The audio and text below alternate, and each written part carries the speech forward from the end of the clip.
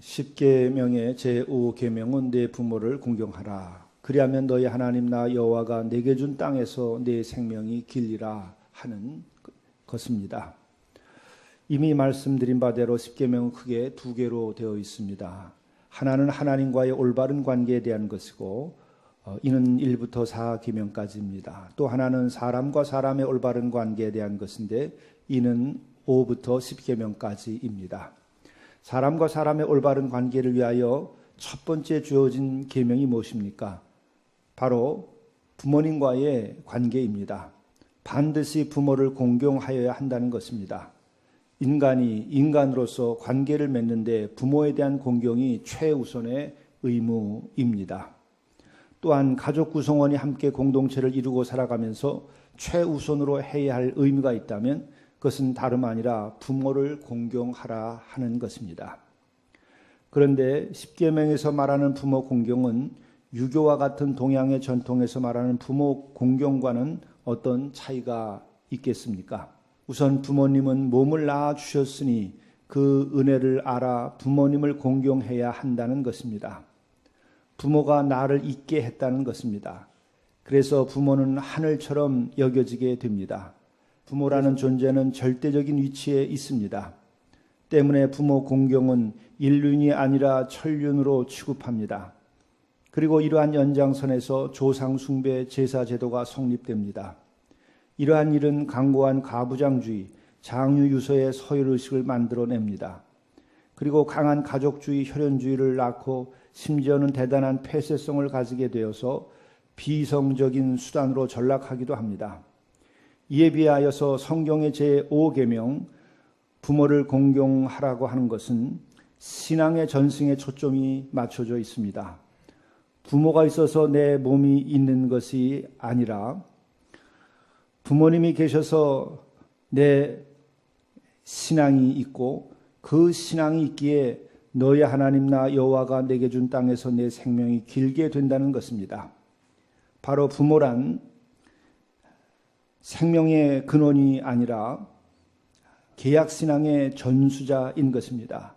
생명의 근원, 생명을 주시는 것은 오직 하나님 창조주이실 뿐입니다. 부모가 계시지 않았다면 하나님께로부터 생명의 약속을 받을 수 없었다는 것에 초점이 있는 것입니다. 부모가 내게 계약신앙을 주신 것입니다. 그래서 하나님은 약속한 대로 약속한 땅에서 오래오래 생명을 누리며 살 수 있게 해 주셨다는 것입니다. 그러한 분이시기에 부모님을 공경해야 한다는 것입니다. 자식이란 부모가 가르치고 물려준 신앙으로 인해서 하나님의 복을 얻게 되니 부모님께 감사하고 공경해야 한다는 것입니다. 본질적으로 우리 그리스도교 신앙의 세계에서는 몸이 존재하는 것은 부모로 인함이 아닙니다. 창조주 하나님께 속한 것이고 창조주 하나님에 속하는 일입니다. 그래서 부모는 하늘처럼 공경하는 대상이 아니라 하나님 신앙에 이르는 중간적 위치에 놓입니다. 그래서 부모 없이 태어나는 자식이 없다는 것을 인정하고 감사하지만 부모가 최상위적인 위치에서 은혜를 베푸는 존재가 되지 않습니다.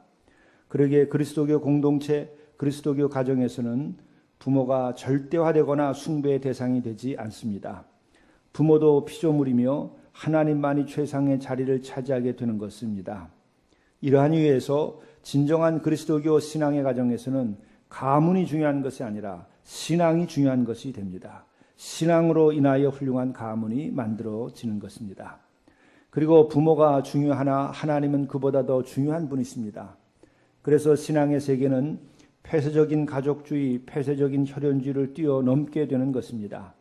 그래서 우리나라에서는 우리가 낳은 자식도 입양을 하지 못하지만은 서양 그리스도교 가정에서는 한국인이라도 입양시켜서 기를 수 있었던 것입니다.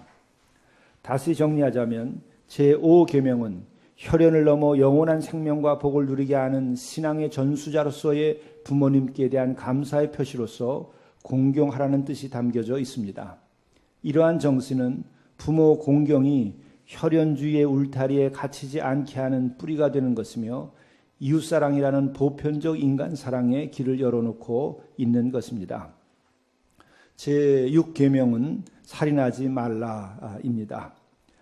인간이 인간으로서 인간에게 해야 할 첫 번째는 부모를 공경하는 일이라 한다면 하지 말아야 할 것은 바로 살인하지 말라는 것입니다. 다시 말하면 해야 할 첫째는 부모님 공경이요, 하지 말아야 할 첫째는 살인하지 말라는 것입니다. 성경에서 살인하지 말라고 하는 데에는 두 가지 중요한 신앙적인 전제가 있습니다. 한 가지는 생명의 주인은 나나 인간이 아니라 하나님이시다 하는 것입니다. 둘째는 살인이란 인간이 하나님의 형상대로 지음받았다는 사실을 부인하는 일로 취급되었습니다. 셋째는 하나님은 생명이 생육하고 번성하기를 원하는데 살인은 이에 반하는 것이기 때문입니다. 곧 하나님의 뜻과 섭리에 반하는 것입니다. 제7계명은 간음하지 말지니라 하는 말씀입니다. 이것은 남녀의 관계에 대한 것입니다. 우리의 인생에서 중요한 것이 있다면 바로 부모와 자식의 관계, 그리고 그 다음으로는 인간과 인간의 관계에 있어서 하지 말아야 할 가장 중요한 것이 있다면 살인하지 않는 것이고, 또한 세상을 살면서 우리는 남녀 관계 속에 살아가는데 거기에서 가장 중요한 것은 간음하지 말라는 것입니다. 바로 살인 다음으로 하지 말아야 할 것이 간음입니다.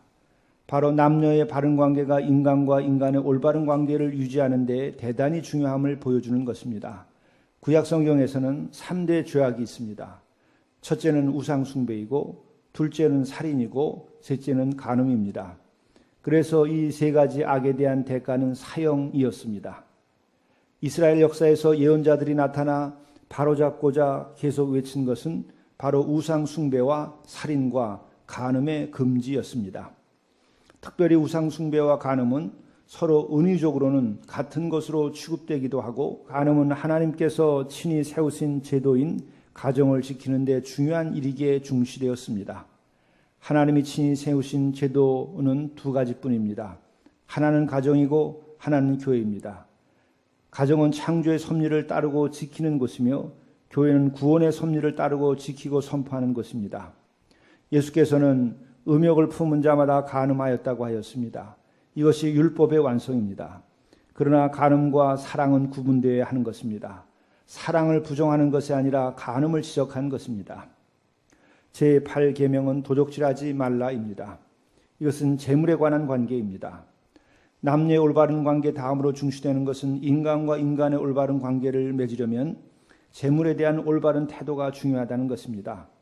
도둑질하지 않는 것은 물질과 관련된 사회 정의의 기초가 되는 것이고, 개인의 성실성과 정직성의 기본을 이루는 것입니다. 도적질은 인간이 물질의 노예가 되었다는 증거이기도 하고, 도적질은 다른 이의 시간과 노력과 땀을 훔치는 일이기에 이는 다른 이의 인생을 훔치는 사악한 일입니다. 그리에 도둑질은 결코 용납될 수 없는 것입니다. 그리고 제8계명이 가진 자, 힘 있는 자들을 향한 것일 때에는 강자의 횡포를 막고 약한 자에 대한 생존권을 보호하려는 사회 정의적인 측면을 지닌 계명입니다. 바로 종교개혁자 깔뱅은 제8계명의 1차적 청중은 가진 자라고 해석했습니다. 이러한 측면에서의 도적질이란 착취라는 개념이 되는 것입니다.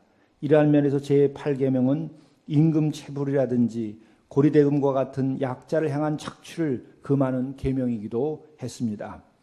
이것은 율법에 나오는 계약법전을 전부 살펴보면 이와 같은 사실을 확인할 수가 있습니다. 이처럼 우리에게 주어진 10계명, 이것은 우리가 인간이 살아가야 하는 가장 기본적인 것들에 대한 명령입니다. 고대에 주어졌지만 고대의 법이 아니라 일찍 우리에게 중요하기 때문에 주어진 법입니다.